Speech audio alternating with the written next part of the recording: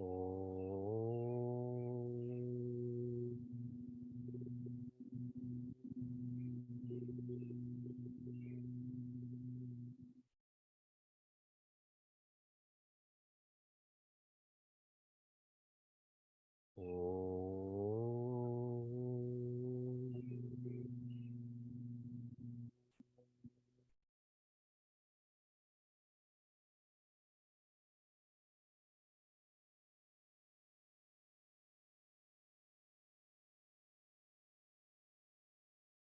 Welcome to Meaningful Mornings. I was recently interacting with a seeker who's trying to figure out whether he and his family should move to a certain city which has better professional opportunities or to stay in their present city which has better cultural opportunities. And he was really struggling with this decision. And so I shared with him, use the reference of www. What would the wise do? I shared with him, whenever I'm feeling indecisive, I visualize Pujaswami Tejo Mayaranda and what he would do in terms of making this decision. I'm sharing this with all of you because right now I want you to visualize someone you revere, someone who has seen you grow up. How would they feel about you, specifically that today you would have invested 750 days into the Bhagavad Gita? You would have listened to and reflected on 517 verses. If you think of your grandparents or your parents, I'm quite confident that they never did what you are doing. And so reflect on how they would feel about what you're doing. And if you wish, and I hope you do wish this, share in the chat how they would feel about you, about what you're investing in, how your vision and lifestyle is changing. When seekers tell me verbally or they write to me about how much they're evolving, how much they're feeling divinity, my meaningful response back is, I am happy for you. And then I follow that up with, I am happy with you. I'm not happy for you like you're doing something special. This is the most natural path. And that's why I share, I'm happy with you. This is how one is supposed to be living. Everyone on Facebook and Instagram, you also write. Some that's being shared in Zoom, awesome and happy. They feel fulfilled that their offspring is evolving, that they're proud. I'm happy for you. I'm happy with you. The Bhagavad Gita is not an objective science. It is a subjective science. And what's remarkable about this, a subjective science actually makes you more objective. Don't we all want more objective people in our lives? Those who mediate, live less by likes and dislikes. In the Bhagavad Gita, the 13th chapter has the teaching of differentiation. Differentiation has to be matched with identification. It is not enough to know the lower and the higher. This has to be matched with letting go of the lower and holding on to the higher. Yesterday, I gave you another way to visualize Pujaswami Chinmayananda's BMI chart. The bottom row, experiences specific, the A's, B's, and C's. What's different than this, what's higher than this, really visually it's higher in this chart, is experiences general. That these articles, beings, and circumstances, they depend on me. If I'm not there, how can they be experienced? Higher than this, equipment. It's the equipments that are having an experience. When I don't identify with my eyes, then I can't see. Higher than this, different than this, is the ego. The ego makes us extrovert, makes us lower. Different than this, that which is to be let go of, we are to hold on to existence. There are beings who don't have ego, but there are no beings who don't have existence. So don't just differentiate. Identify with the higher. And if you're not, you're diluting Bhagavad Gita from being a subjective science to being an objective science. I shared even before we began this chapter how ready you need to be for this chapter. 2 entire sections of Bhagavad Gita were in place on Tvam and Tat. In our culture, when one is a mature student, then they go to the ashram. And on the way to the ashram, they collect samit. Samit means dried wood. And when they reach the ashram, they're carrying this samit on their heads. They put it at the feet of their Sadguru, the one who's going to guide them to infinity. Many interpret this functionally, that if you're living in the forest, it's cold, you need firewood for warmth and cooking, fine. The meaning for us, this dry wood symbolizes that I'm mature enough to know that no external factor is the source of joy. The dryness of the wood is, I've tested all of this and it's dry. There's no rasa in this. And so I'm putting this at your feet.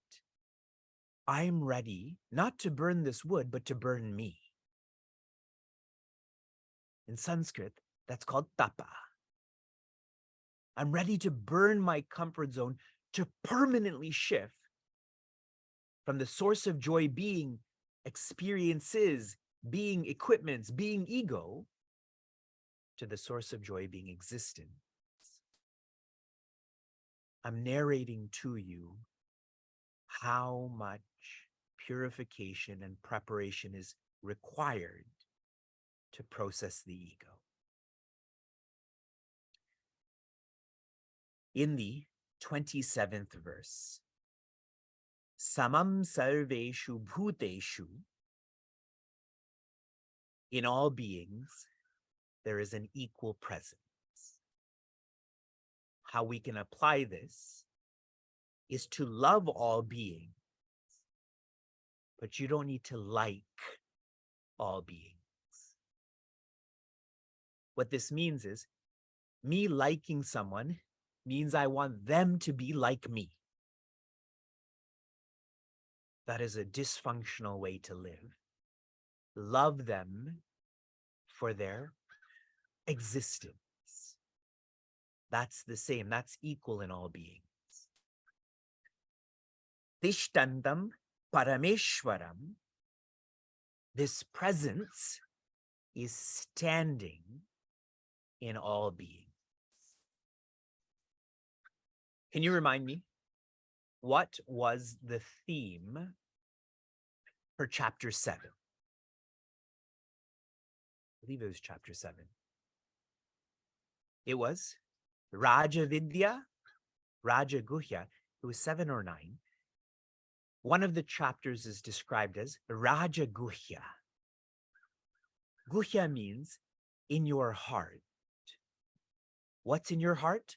The Raja, the Lord. Vinashyatsu avinashyantam. In all that is changing, there's the changeless. When one assesses what is changing, it is only the surface. Names, forms, qualities, or experiences, equipments, ego. But the Dhamma, the existence, never changes. The superimposition changes, but not the substratum. Yaha pashyati, the one who feels this, saha pashyati, is the one who is this. Remember that quarter. Yaha pashyati, saha pashyati. This seeing is facilitated or backed by jnana. It is knowledge plus seeing. And so more beautiful words are, it is living by insight. Not outsight, but insight. It is living by vision. My eyes provide me with sight because my eyes are healthy right now. It is my knowledge that provides me vision. The saha here can be defined as he, but better is rishi. The one who feels this is a rishi. They can see the truth. A way to really try to practice this, which I'm trying to do right now, is when I see human, I try very hard not to label them. I only assign them the label of human being. I see tall people and short people, well-dressed people, not well-dressed people. I work really hard not to let my mind be extrovert and label them as this and that. I just hold that label of human being. I'm also a human being. And so we are equal. Same thought, next verse. Verse 28. Samam pashyan hi sarvatra samavastitam ishwaram nahi nastyatmanatmanam tato yati param gatim. Joy. Samam, equal. Pashyan, sees. He sarvatra, in all. Sama avastitam ishwaram, the divine is residing in all. This is the translation. If you study these two verses, the word sama is used 3 times. The word sarva is used twice. First, sarva is referring to being, bhuteshu. Now sarva is referring to all. So it's not just humans or beings. Sarvatra means all. To feel this presence not just in humans or beings like humans and animals, but also plants and stones.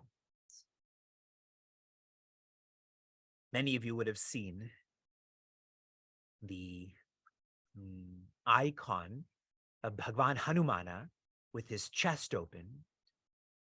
Who's inside? The one who's standing there, the one who lives there. With Rishi Prahlada, when his father questioned him, where is your God? And he shares, where is my God not? He didn't see the pillar. He felt existence. We have historical references of people who lived like this. Na hi nasti atmana atmanam. One who's living like this does not destroy the opportunity they have to immerse the ego in existence. Tataha yati param gatim. Such a person who follows this path, they rediscover awareness, infinity. Their sense of being has changed.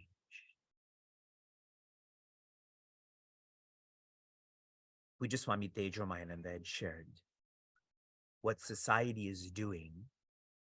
Society is engaged in a serious study of illusions. Think of economics, physics, engineering, medicine. All of this is about experiences, is about equipments, is about ego. A serious study into an illusion is still going to provide you with illusory completion. For the one who's engaged in daksha. Do you remember how he defined daksha? It is to do what only you can do. What is it that only you can do? Only you can chant with the mind, inquire with the intellect, observe the ego, so that you can be awareness, infinity. Only you. From inspiration to application. Your application yesterday was to rate how you micromanage. You want to share some of your numbers? The lower the number, the more you micromanage. The higher, the less you micromanage. My observation for myself is I have a high number when it comes to micromanaging, in the sense that I don't micromanage. I feel that there's too much important work to do than to micromanage someone's emotions. Good, and a lot of you have high numbers, but what I can do better in is to not be bothered by those who try to micromanage me. That bothers me, so I can do better in that direction. Here is your application for this morning. We're about to complete this chapter. We're about to complete this semester of Meaningful Mornings. I want you to write out 3 affirmation statements pertaining to you not being ignorant. Throughout this chapter, I've tried to share that you are not ignorant. I want you to write 3 statements, personal statements, that will help you to actually feel this. Shanti, shanti, shanti hi. Be safe, be sound, be serene, be joy.